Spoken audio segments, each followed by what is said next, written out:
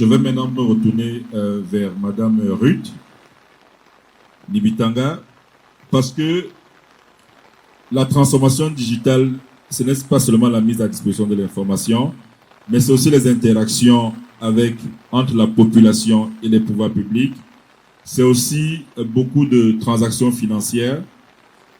Madame Ruth, elle est project manager dans une start-up du domaine de la fintech.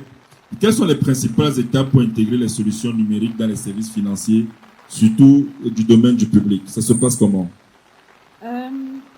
C'est comme tout projet. Vous voulez amener une solution financière, vous vous intéressez au secteur financier, vous analysez les défis de ce secteur et ces défis qui constituent aussi le besoin de l'utilisateur final. Après avoir identifié ces défis, vous allez à la conception de la solution. Après la conception, comme c'est le domaine financier, vous devrez aussi chercher des partenaires stratégiques, que ce soit internationaux. Pour notre cas, c'est les plateformes de paiement internationaux comme Visa et Mastercard, et aussi locaux, les banques locales par lesquelles l'argent des transactions va aller, et le régulateur qui est la Banque centrale. Après, si vous avez mis en place tous ces partenariats, vous passez au développement de la solution. Développement technique, la conception de la solution avec les développeurs, tout ce qui est technique. Quand vous avez la solution, vous passez au test. Il faut tester que la solution est fiable et qu'elle est conforme aux régulations et que côté sécurité, elle est impeccable. Et enfin, vous passez à la mise sur le marché par la formation et la sensibilisation aux utilisateurs finaux et aux différents partenaires avec qui vous allez collaborer. Est-ce que vous avez observé des changements majeurs par la manière dont les populations burundaises manipulent désormais leurs transactions financières? Est-ce que chez vous, vous avez des chiffres? Est-ce que vous constatez qu'il y a un véritable changement? Si oui, c'est quoi ces changements par exemple? Il y a encore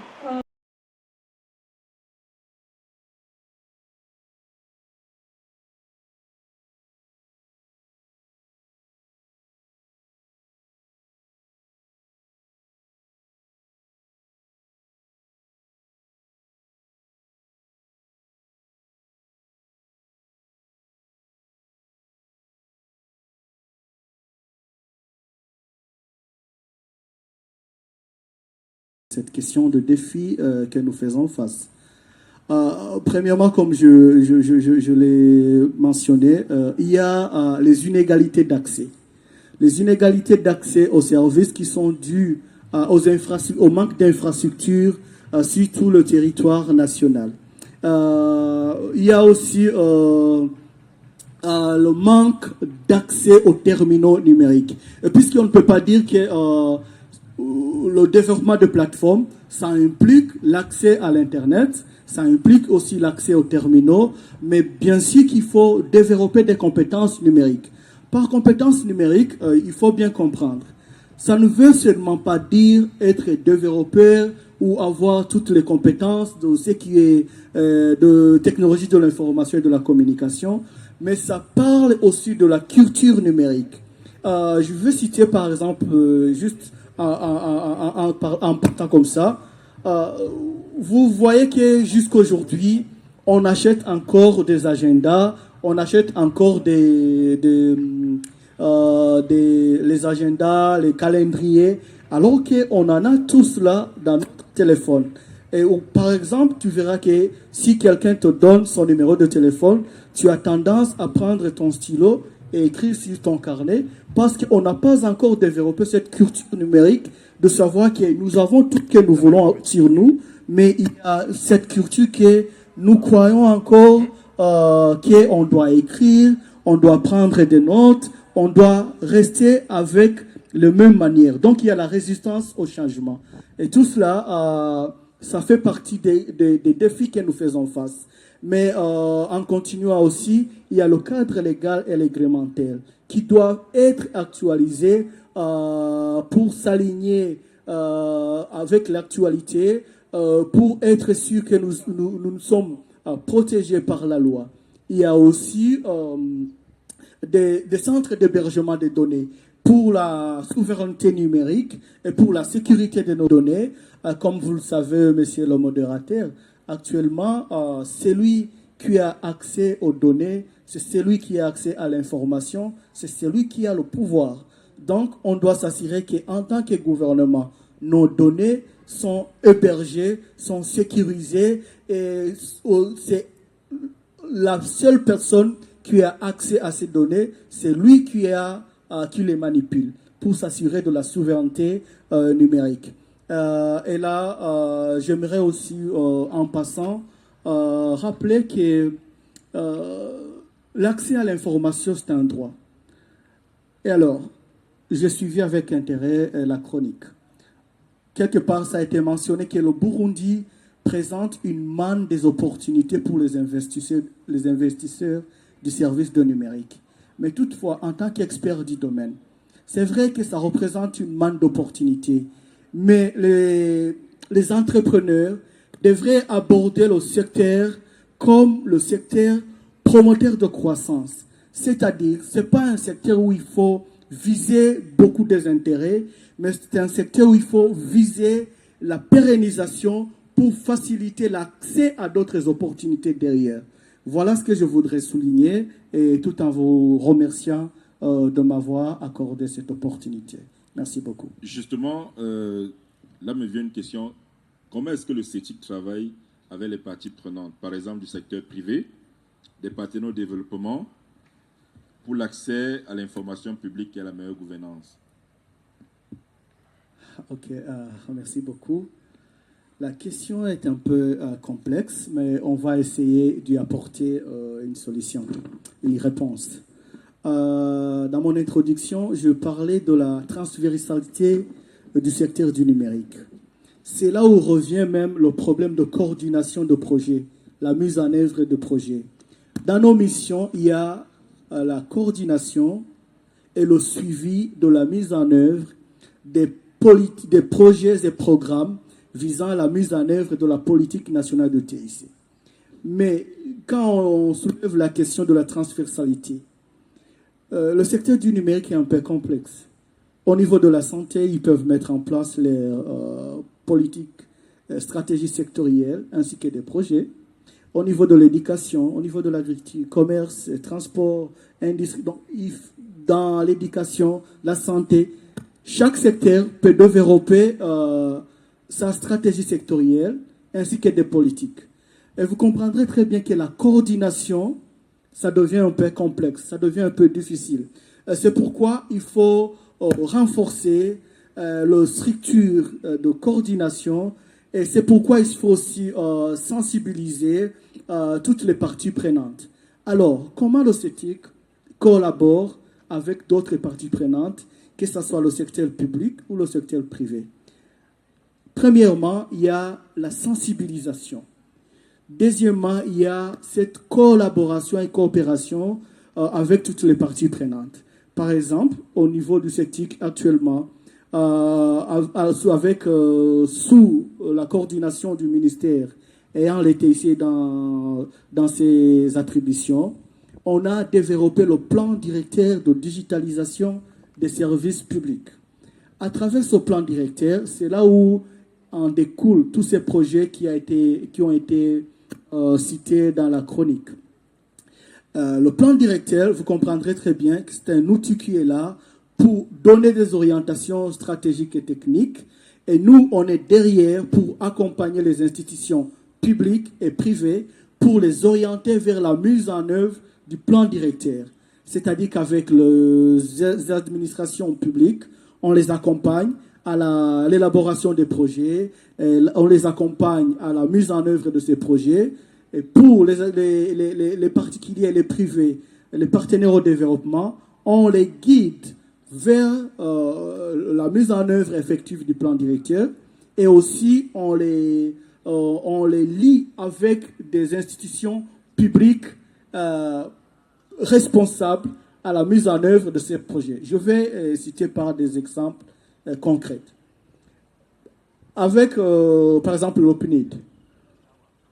On travaille ensemble avec le ministère de l'Intérieur pour la modernisation des systèmes de l'enregistrement de l'état civil et la production de la carte d'identité biométrique. Ça, c'est un projet, c'est l'une des projets du plan directeur, mais qui est mis en œuvre par différentes parties prenantes dans l'OPNID, le ministère de l'Intérieur, le ministère de TIC, à travers le CETIC, ainsi que d'autres partenaires qui peuvent nous accompagner, dont la Banque mondiale, les NABEL et les autres. Avec le ministère de la Santé, il y a d'autres projets spécifiques pour le ministère de la Santé, dont on travaille avec les NABEL et le gouvernement par le ministère de TIC, le CETIC, et on les accompagne. Je peux continuer, peut-être. Avec la Banque mondiale, on travaille, pour la modernisation de la gestion des finances publiques. On travaille avec le ministère des Finances, l'OBER, la BRB, et pour s'assurer qu'on va moderniser toute la chaîne de la gestion des finances publiques. Bref, nous, on est comme une porte d'entrée pour les opportunités et aussi on est comme garant de l'accompagnement et de l'assistance technique des institutions publiques pour s'assurer que nous sommes derrière pour la réalisation et la réussite de la vision Burundi, pays émergent en 2040, pays développé en 2060. Merci beaucoup. Donc là, on se rend compte que le CETIC, c'est un véritable facilitateur. C'est une courroie de transmission entre les parties prenantes. Mais est-ce qu'au niveau de la formation académique, est-ce qu'au niveau de tout ce qui est compétences, est-ce que, monsieur le doyen, chez vous, vous êtes vraiment au courant de ces axes et quelles sont les dispositions que vous prenez pour que les étudiants soient prêts à affronter ces challenges? Merci beaucoup, monsieur le modérateur, pour la question. En fait, à la question de l'ingénieur, je vais d'abord clarifier certaines choses. Avant, on avait ce qu'on appelait le département d'éthique à l'Université du Burundi, donc à la question de l'ingénieur.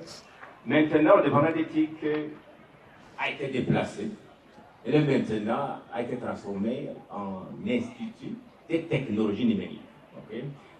Mais nous accompagnons quand même ceux qui sont en bac 3 maintenant, jusqu'en bac 4, parce que nous avons un bac 4 qui vont terminer dans 2 ans. Donc ça veut dire qu'en fait, depuis que l'éthique ont commencé au Burundi, le département d'éthique est toujours la faculté de sciences de l'ingénieur, et on n'a pas cessé justement de former des professionnels, comme je voulais le dire. L'équipe que nous avons conçue, exactement, a été conçue ensemble avec les sociétés privées, les sociétés publiques. Donc on les a invités en fait pour pouvoir faire un curriculum qui répondait justement à ce que les industries attendaient. Donc ça veut dire que les étudiants qui sortent de la faculté de sciences de l'ingénieur en système d'information, spécialement en génie logiciel et en réseau télécom, maintenant on a même inclus les systèmes embarqués qui sont là. On a aussi un master en génie aussi informatique. Il y avait aussi un master en génie télécom qui ne continue pas maintenant. Mais d'après ce que nous recueillons de nos étudiants qui travaillent dans le milieu public ou privé, ils sont très contents. En tout cas, ce sont des gens qui sont vraiment compétents, je vous assure. Il y a aussi qui travaillent à Mediabox, qui travaillent BRP, qui travaillent ministère primature, qui travaillent à la présidence, et tout le monde, quand ils nous rencontrent, en fait, ils disent, mais vous, en tout cas, on dirait que vous êtes des sorciers parce que vos étudiants, quand ils arrivent dans nos milieux, il faut des miracles. Et c'est ça, c'est sûr, je ne m'en vante pas. C'est vraiment sûr que nos étudiants qui sortent de la faculté de sciences de l'ingénieur sont effectivement bien formés et ont un bagage, si vous voulez, intellectuel qui répond à ce que les gens veulent. En fait, quand ils vont même passer des concours à la BRD ou ailleurs, ils sont toujours les premiers, je vous assure. Il s'en rencontre quelquefois d'autres qui viennent de la Thaïlande ou du Hong Kong, mais en tout cas, ceux de l'Université du Burundi deviennent toujours les premiers. Et je ne mens pas, parce qu'ils sont des témoins ici. Félicitations. Donc, en fait, ça veut dire tout simplement que nous avons, dans nos quelques cours, nous avons des cours, nous avons des partenariats, nous avons des stages que nous faisons, parce qu'avec le bac 4, on a ce que nous appelons des projets de fin d'études. En tant que projet de fin d'études, c'est comme les mémoires d'avant, mais ils ne sont pas défendus publiquement, tout simplement. Alors, ces étudiants en fait développent des applications qui, si le gouvernement le voulait, pourraient être implémentées directement, je vous assure. Ah, ça, c'est au niveau du baccalauréat, hein. Car nous avons au niveau du master en génie informatique, génie logiciel, ils produisent des logiciels, mais malheureusement, ils restent au niveau académique. Okay? Ils ne sont pas exploités par le public ou le gouvernement. C'est pourquoi je disais toujours que si par exemple vous avez un projet à développer comme la gestion de l'état civil par exemple, on avait commencé à développer ça il y a des années, on avait présenté, on était à un stade en tout cas avancé, mais quand nous avons demandé des financements pour continuer, malheureusement ça n'a pas arrivé. Okay? Et ces étudiants pourraient le faire très facilement. Parce qu'en fait ça veut dire quoi? On identifie les modules nécessaires. On donne les modules à chaque étudiant du master. Il développe, il fait une thèse. On crée les sockets, on met ensemble. Et le logiciel est là. En tout cas, moi, j'inviterai le public de pouvoir viser ces étudiants, en fait. Les étudiants qui sortent de l'Université du Burundi, que ce soit au niveau master, que ce soit au niveau de baccalauréat, dans presque tous les domaines, vraiment, de les viser, de les utiliser. Et ils sont moins chers. Super, ça c'est véritable. Quand vous invitez un expert étranger, ça va vous coûter cher. Mais ces étudiants sont capables de produire des logiciels. Madame ici et là, ceux qui travaillent à Mediabox, est-ce qu'ils ne sont pas excellents? En tout cas, ils sont excellents. Les logiciels que vous avez, sûrement, que ce soit Eteropass, je suis sûr qu'il y a un étudiant de l'Université du Burundi qui a participé dans ce logiciel. Les logiciels que Mediabox produisent, c'est toujours les étudiants de l'Université du Burundi qui sont là. Ok, donc ça veut dire qu'en fait, pour celui du sceptique, qu'en fait, l'Université du Burundi est là pour former, pour répondre aux attentes, si vous voulez, du gouvernement. Mais tout simplement, exploiter ces gens. Ok, voilà. Merci bien. Quand on parle de formation, on parle de jeunesse. Et je vais me retourner vers le PAEJ. En quoi la digitalisation s'intègre-t-elle dans les objectifs du PAEJ pour l'entrepreneuriat et l'employabilité des jeunes, étant donné que l'éradication du chômage et la lutte contre la pauvreté sont au cœur des préoccupations gouvernementales? Merci beaucoup pour votre question. Vous me posez la question de savoir en quoi la digitalisation s'intègre-t-elle dans les objectifs du PAEJ pour l'entrepreneuriat et l'employabilité des jeunes. Bon, je pense que la digitalisation est essentielle pour transformer la manière dont le PAEJ soutient les jeunes dans leur parcours professionnel et entrepreneurial. Maintenant, la digitalisation s'intègre dans les objectifs du programme permettant l'accès à l'information et à la formation, de deux, l'optimisation des processus, c'est-à-dire la simplification des interactions entre le PAEJ et les bénéficiaires via les outils numériques. De trois, le renforcement de capacités numériques, c'est-à-dire initier les jeunes aux outils numériques modernes. De quatre, la création d'opportunités, c'est-à-dire la facilitation des connexions avec des marchés, des investisseurs pour les jeunes.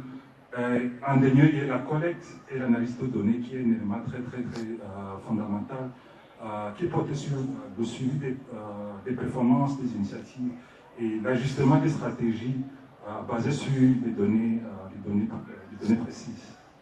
Est-ce que le PAEJ entretient une collaboration avec les institutions, avec les entreprises pour la promotion des compétences numériques que vous avez chez vous comme bénéficiaires? Est-ce que le PAEJ travaille dans ce sens avec certains partenaires? Le PAEJ collabore avec plusieurs partenaires, notamment des institutions éducatives, des entreprises technologiques, des partenaires internationaux. Et ces partenariats incluent, pour les institutions éducatives, organiser des ateliers pour le renforcement des compétences numériques. entreprises technologiques dans le sens de fournir des outils numériques aux jeunes et maintenant les ONG ou les institutions internationales pour financer et développer les programmes de formation pour continuer à pallier à ce problème de demande de compétences numériques. Il y a un problème d'accès pour les jeunes. Je reviens encore sur cet environnement rural-là et des jeunes vulnérables. Est-ce qu'il y a des actions spécifiques quand vous avez des programmes, des actions sur le terrain pour les jeunes qui sont dans des zones presque inaccessibles? Comment ça se passe généralement? Merci beaucoup pour votre question. Bon, je vais d'abord commencer par vous dire que ça c'est un problème qu'on rencontre souvent. Le paillage dispose de plusieurs plateformes. Et il faut que ces plateformes soient disponibles et accessibles partout, surtout dans les zones les plus reculées. Bon, maintenant, on s'est rendu compte que l'accès reste faible, surtout dans les zones où la couverture réseau ou télécom est faible.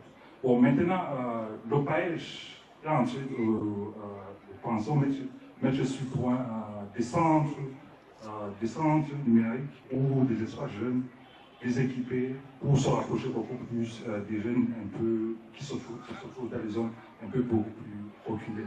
Et également chercher des partenariats avec des initiatives internationales comme le Starlink pour éventuellement pallier à ce problème de connectivité. Merci. On parle de formation, on parle de jeunesse, on parle de vision. Je vais me retourner vers M. Sangwe, à qui je vais poser la question de connaître quels sont les principaux services numériques offerts. Est-ce que vous, en tant que CEO d'une start-up au Burundi, est-ce que vous avez des services numériques qui sont proposés pour améliorer l'accès à l'information et aux services publics? Merci, monsieur le modérateur, pour la question. Merci aussi au panel de nous avoir conviés à ce panel. Chez nous, à Hogi, nous offrons le développement des applications sur mesure. Donc, quand je parle d'applications sur mesure, comprenez des applications où l'utilisateur peut dire que je veux une application qui fonctionne A, B, C, D. Et ces applications se déclinent vers des versions mobiles ou des versions web. Et nous offrons aussi de l'hébergement web et mobile. Nous sommes registrars, permettant des personnes d'enregistrer des noms de domaine et d'héberger leur site internet ou de louer des serveurs. Dans le même cadre, nous avons aussi eu la chance de travailler avec le CETIC, qui lui aussi aujourd'hui offre des services similaires aux services gouvernementaux. Nous avons aussi un centre de formation professionnelle qui s'appelle Hogi Academy, où nous formons des jeunes dans les métiers de développement web, mobile, mais aussi dans les métiers de design graphique et vidéo. Nous aidons actuellement les gens à se procurer aussi des kits de connexion Internet offerts par SpaceX, donc Starlink. Nous faisons aussi d'autres activités connexes nous vendons des services, des équipements informatiques, des différents autres services offerts dans des institutions. Nous aurons dans ce contexte-là. Ok, je comprends très bien que vous offrez des services à la demande, mais est-ce que chez vous, dans votre start-up, vous avez une stratégie qui est orientée pour répondre aux problématiques de la vision Burundi 2040-2060 et du PND? Est-ce qu'il y a une véritable politique, une véritable stratégie qui est mise en place chez vous en interne pour pouvoir répondre à ces défis et à ces problématiques? Oui. En premier lieu, nous œuvrons pour des organisations privées ou gouvernementales dans l'implémentation de solutions informatiques.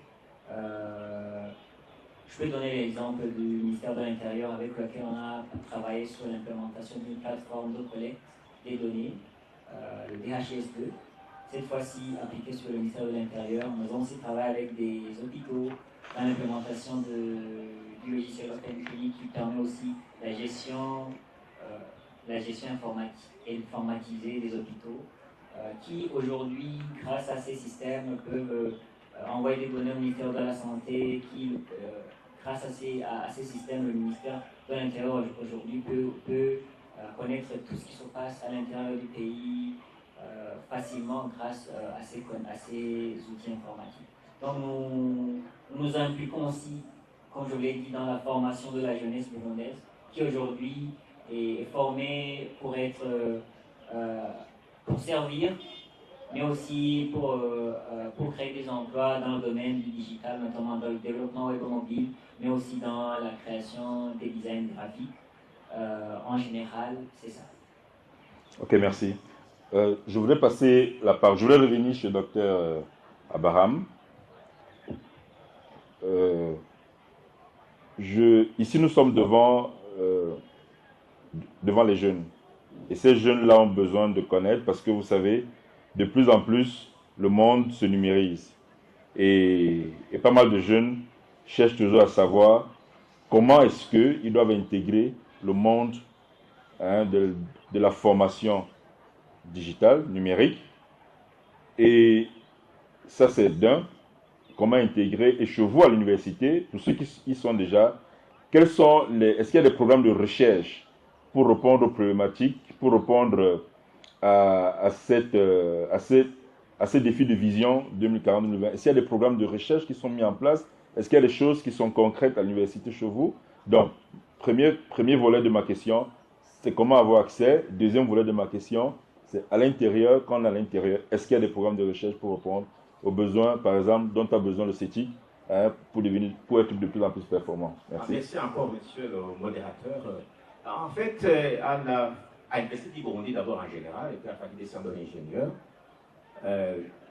nous avons un centre de recherche qu'on appelle CRIET, c'est-à-dire centre de recherche en infrastructure, environnement et technologie. Dans ce centre de recherche, nous avons maintenant autour de 12 doctorants en informatique. Okay, ça, c'est seulement en informatique. Et la plupart de ces doctorants travaillent sur des logiciels. Que ce soit l'intelligence artificielle, que ce soit la cybercriminalité, cybermenace, système d'information, donc ils sont variés. C'est pourquoi je disais en fait que si le gouvernement le voulait, avant qu'un étudiant choisisse un sujet, normalement il devrait travailler sur un sujet d'intérêt national pour pouvoir répondre à une question ou à une problématique. Malheureusement, ces étudiants vont choisir un sujet dont le gouvernement en fait n'est pas même au courant.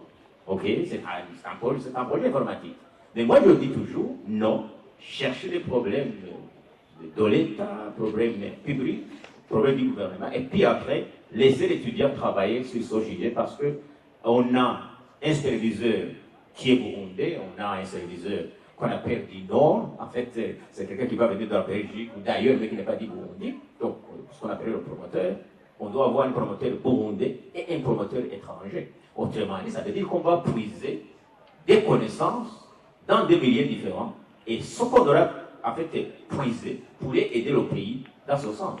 Donc avec ce centre alors de recherche où nous avons en fait beaucoup d'étudiants qui viennent du Congo, il y a des étudiants du Congo qui sont là, il y a même un Tchadien qui voulait venir là-bas pour faire la recherche. Ça c'est au niveau doctoral. Non, je disais au niveau master aussi, juste après la première année, deuxième année, on a un semestre de recherche, c'est-à-dire une thèse. Encore, ces projets devraient être des projets qui répondent à des problématiques en fait du pays.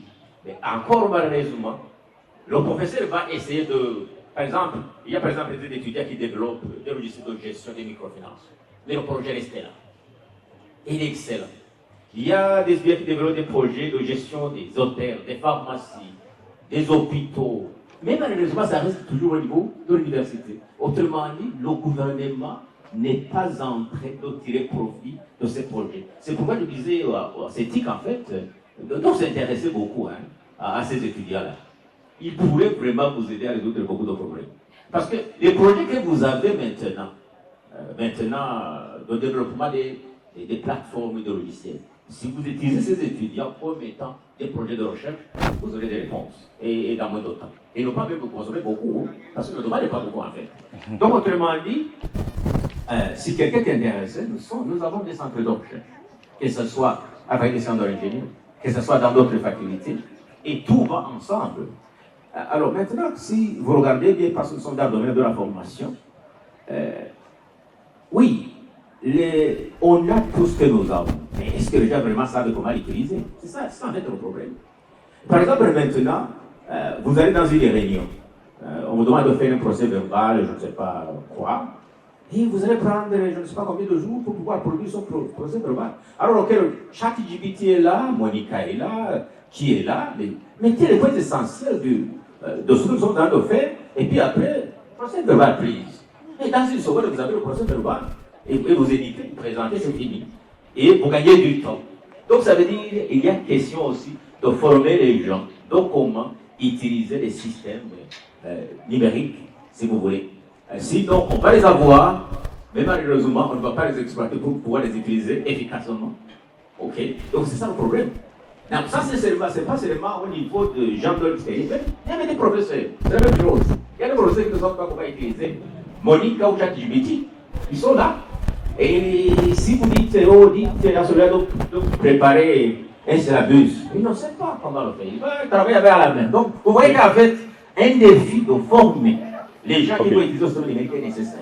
Formation et formation encore. Alors, nous avons une directrice technique qui est là, d'une entreprise assez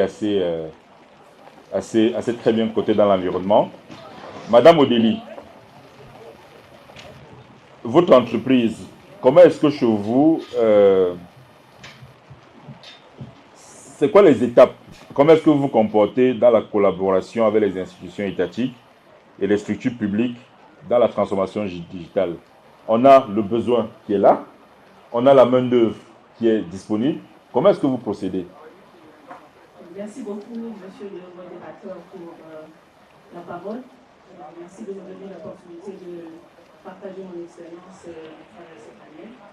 Donc, chez nous, comment est-ce que nous accompagnons les institutions étatiques et publiques dans leur transformation digitale? Bien évidemment, comme mon confrère de Rosie l'a déjà dit, la première étape consiste à recueillir les besoins auprès de l'institution concernée afin de s'assurer que la solution qu'on va leur proposer répond ou respecte les spécifications, donc répond aux besoins qui ont été identifiés. Maintenant, on organise différentes sessions avec l'institution concernée pour la validation des besoins qui ont été recueillis avant de passer au développement. Donc, les clients, on doit être sûr et certain que les besoins qu'on a recueillis auprès de l'institution sont bel et bien ce dont il a besoin. Après la conception et le développement de l'outil, il y a l'implémentation de l'outil. Et dans la phase de l'implémentation de l'outil, on a des sessions de formation pour les utilisateurs. Donc ceux qui vont utiliser le système en question. On a des sessions d'accompagnement pendant la phase de transition. Bien évidemment, on a aussi des mécanismes de suivi et évaluation pour mesurer l'impact et apporter peut-être des améliorations continues s'il y a lieu.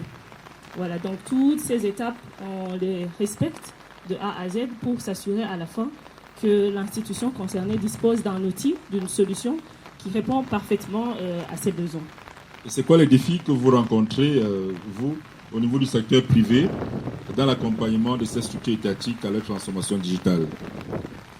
Alors, les deux plus grands challenges qu'on rencontre souvent dans l'implémentation de ces outils, le premier challenge que je citerai, c'est la résistance au changement.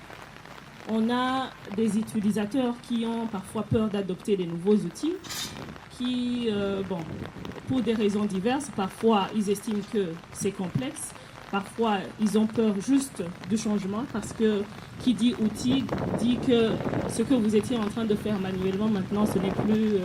vous aurez un outil qui va vous faciliter de faire ces tâches. Et donc, pour remédier à ça, bien évidemment, tout au début du projet, on inclut les parties prenantes clés dans le projet, mais aussi on fait des séances de sensibilisation continue à l'endroit de ces utilisateurs en mettant en avant les avantages concrets de l'outil qui a été proposé. Le deuxième défi qu'on rencontre souvent, c'est des compétences numériques limitées. Limitées dans le sens où on a des utilisateurs qui se retrouvent devant ils ne savent pas peut-être correctement manipuler l'outil. Et à cela, on prévoit toujours des formations pratiques pour monter en compétences les utilisateurs, donc renforcer leurs capacités en matière de compétences numériques. Il y a bien d'autres défis, il y en a beaucoup. Le dernier que je citerai, ça serait l'infrastructure, mais ce n'est pas un très très grand défi. Quand je fais l'infrastructure, ça veut dire, après avoir développé l'outil, on se rend compte que parfois l'institution concernée n'était pas prête n'était pas prêt pour nous proposer là où on va héberger sa plateforme, etc. Et nous, on se charge bien évidemment, dans notre rôle de technicien, on se charge de conseiller l'institution, de faire des recommandations quant à l'hébergement de sa plateforme. Et vous avez une expertise en gestion de partenariat stratégique dans le domaine des TIC. Justement, avec tout ce que vous avez à faire tous les jours comme mission, vous avez besoin de beaucoup de partenaires. Alors, quels sont les critères essentiels pour établir des partenariats efficaces? Je suppose que vous avez des partenaires qui devaient vous accompagner dans tout ce qui est cybersécurité, dans tout ce qui est hébergement, par exemple le CETIC. Comment est-ce que ça se passe? Quels sont les critères à vos niveaux? Les critères, il y en a beaucoup, mais je veux dire, ceux qui sont plus importants. On a, pour avoir un partenariat efficace et durable, il faut que vous ayez la même vision, des objectifs clairs et alignés par rapport au projet que vous allez exécuter.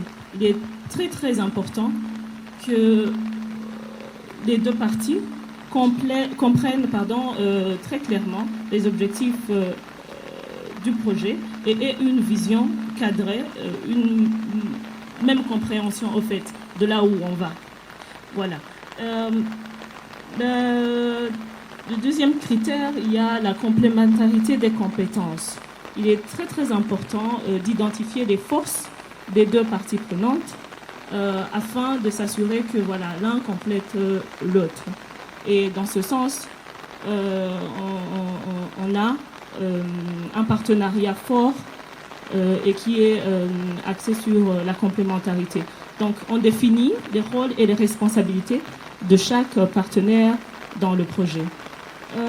Le troisième critère qui est d'ailleurs très très important, c'est la transparence, la communication.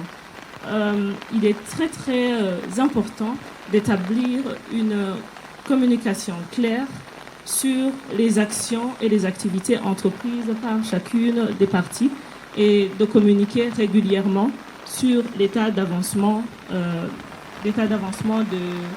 des activités dans le cadre du projet. Il y a bien d'autres critères comme par exemple l'engagement à long terme. Bien évidemment, un partenariat à long terme est plus bénéfique pour les deux partenaires qu'un partenariat à court terme. Il y a bien d'autres critères, mais bon, j'ai voulu marteler sur ce que je vais dire. Je vais maintenant me retourner vers Madame Ruth Nibitanga, parce que la transformation digitale, ce n'est pas seulement la mise à disposition de l'information, mais c'est aussi les interactions entre la population et les pouvoirs publics. C'est aussi beaucoup de transactions financières.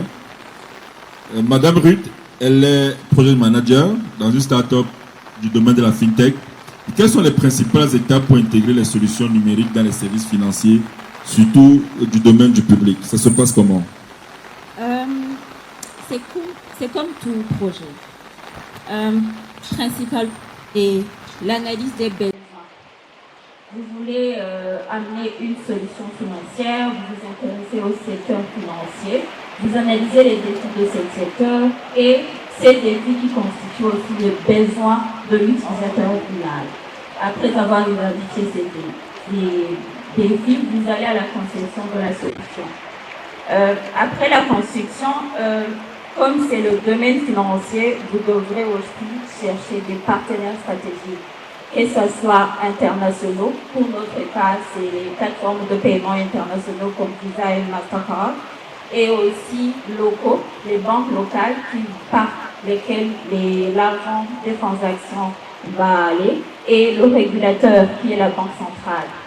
Après, si vous avez mis en place tous ces partenariats, vous passez au développement de la solution. Développement technique, la conception de la solution avec les développeurs, tout ce qui est technique. Quand vous avez la solution, vous passez au test. Il faut tester que la solution est fiable et qu'elle est conforme aux régulations et que côté sécurité, elle est impeccable. Et enfin, vous passez à la mise sur le marché par la formation et la sensibilisation aux utilisateurs finaux et aux différents partenaires avec qui vous allez collaborer. Est-ce que vous avez observé des changements majeurs par la manière dont les populations burundaises manipulent désormais leurs transactions financières? Est-ce que chez vous, vous avez des chiffres? Est-ce que vous constatez qu'il y a un véritable changement? Si oui, c'est quoi ces changements par exemple? Nous avons commencé avec la recherche des partenaires stratégiques, c'était en 2017. Et du côté des partenaires, surtout locaux, c'est pas tout le monde qui comprenait.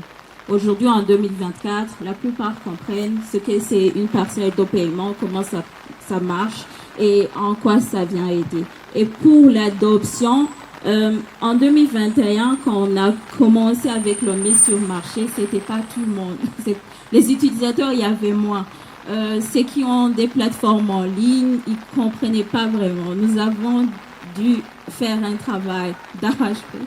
Nous avons travaillé notamment avec des startups comme Hogi qui nous aidaient aussi à la sensibilisation des gens de comment travaillent les parcelles de paiement, quels sont les avantages et autres. Et depuis, il y a une adoption croissante des solutions mobiles, que ce soit pour nous ou que d'autres solutions comme les Lumicash et les Mobile Money en général. Il y a la dématérialisation des services surtout publics. Aujourd'hui, pour avoir un passeport, vous n'êtes pas obligé de faire la queue, c'est en ligne. Il y a un engouement pour les plateformes d'information. Nous sommes de plus en plus nombreux à aller sur les réseaux sociaux pour la recherche des informations. Les institutions publiques sont de plus en plus nombreuses sur les médias sociaux, surtout X, anciennement Twitter. Nous trouvons l'information plus rapidement qu'avant. Quand on parle de services de paiement mobile, M. Irakoze, qui, lui, est le garant de tout ce que l'État doit avoir comme plateforme numérique, est-ce que M. Irakoze peut nous faire un complément là-dessus? Est-ce que vous avez... comment ça se passe pour faire l'intégration des systèmes de paiement mobile ou des systèmes de paiement tout court sur les plateformes numériques publiques? Merci beaucoup, monsieur le modérateur. En fait, moi, je voudrais juste intervenir un peu pour compléter sur la situation des services financiers mobiles au Burundi. Si vous regardez les statistiques de la RCT, qui périodiquement il publie des statistiques sur le secteur de télécommunications, actuellement, le Burundi, on est à 86,9% de taux de pénétration mobile. Pour dire que la population burundaise est beaucoup plus intéressée par des services financiers mobiles, du fait que des services financiers classiques n'existaient pas en milieu, donc n'existaient pas presque dans tout le territoire national, surtout en milieu rural. On n'a pas accès aux services financiers classiques. D'où les services financiers mobiles sont devenus comme une solution à la population burundaise. Tu verras que quand tu vas à l'intérieur du pays, la vieille maman te dira que, s'il te plaît, achète-moi un téléphone. Le fils qui a un téléphone, puisqu'il sait que derrière son téléphone, il va bénéficier des services financiers. Puisque la population a seulement besoin de pouvoir retirer, épargner ou transférer de l'argent. Et grâce aux services financiers mobiles, maintenant, la population burundaise en profite. Et c'est pourquoi les fintech actuellement, ils font énormément de business derrière. Et les banquiers ou d'autres fournisseurs de services financiers classiques, ils ont réalisé que le business est derrière le service financier mobile. Maintenant, vous verrez que tout le monde se précipite vers le développement des plateformes pour offrir des services financiers mobiles. C'est pour dire que le Burundi et surtout la population rurale en profitent énormément de la disponibilité des services financiers mobiles. Merci beaucoup. Et quand on parle de services financiers, on parle de données. Et c'est ça, vous-même vous l'avez dit tout à l'heure, les données, c'est le nerf de la guerre dans la numérisation. Quelles sont les mesures qui sont prises à votre niveau pour protéger les données des citoyens dans un contexte de numérisation acquise? Aujourd'hui, la numérisation est là. Les données, comment est-ce que quelles sont les dispositions qui sont prises chez vous pour protéger ces données-là? Merci beaucoup. Permettez-moi, monsieur le modérateur, pour répondre à cette question, de profiter de cette occasion pour remercier son Excellence, le Président de la République du Burundi, d'avoir mis en place la nouvelle loi sur le code de communication électronique et postale, puisque c'est la loi mère du secteur de télécommunications, du secteur de technologie de l'information et de la communication au Burundi. Et ça faisait pas mal de temps qu'on n'avait pas une loi adaptée et qui répond aux besoins, à la demande actuelle. Bref, pour faire face à cette situation, d'abord, c'est l'actualisation du cadre légal. Et la loi mère est déjà disponible.